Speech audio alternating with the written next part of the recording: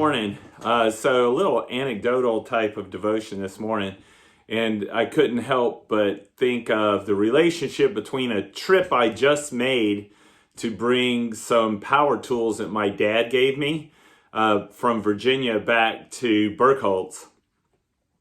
And so en route, even though I thought I had thought of everything, what I didn't think about is the amount of trauma these power tools were going to experience in this U-Haul trailer as I was bringing it back.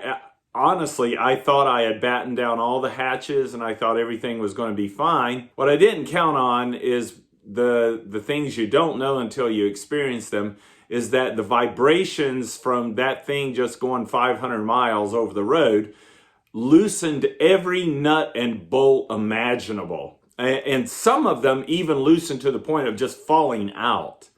How do we keep in our lives, how do we keep the nuts and bolts, as a type of metaphor, from working themselves loose and falling out? Well, Jesus actually tells us how to do that, but he doesn't use a metaphor of hauling power tools in a trailer. He uses a metaphor of a vine and branches. Jesus says this, "I am the true vine and my Father is the vine dresser.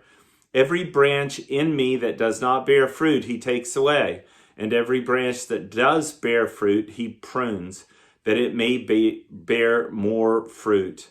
Already you are clean," and the Greek word is pruned, "because of the word that I have spoken to you. Abide in me and I in you." Now, so that abiding it's an awesome word. It means more than just stay. It means like reside, live in, hang out in, kind of like the study you see me in is my hangout. It's where I stay, and all around me are books, words, and these books are full of commentary and thought about the words of the Lord, So when you think about abide in my word, and that's what Jesus says here in verse 7, "If you abide in me and my words abide in you, ask whatever you wish and it'll be done for you."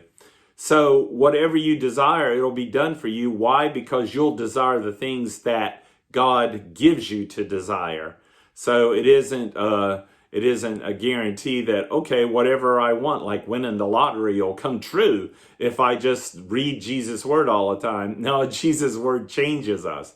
So it keeps the nuts and bolts of our life tied to where they're supposed to be. It keeps us tied to the Lord, abide in his word, and his word abides in us. And that keeps the nuts and bolts from working loose over the rough terrain of life.